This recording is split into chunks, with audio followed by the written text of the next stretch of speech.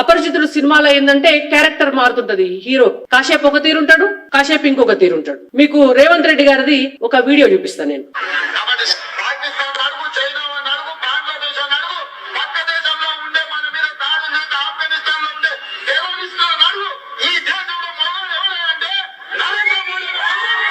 ఎవరున్నారు గొప్పోళ్ళు అంటే అది నరేంద్ర మోడీ గారే అని స్వయంగా రేవంత్ రెడ్డి గారు చెప్పినటువంటి మాటలే. నిన్నటి దాకా మంచిగానే ఉండి ఎలక్షన్లు రాగానే ఇవాళ నరేంద్ర మోడీ తెలంగాణకి ఏం చేసిండు?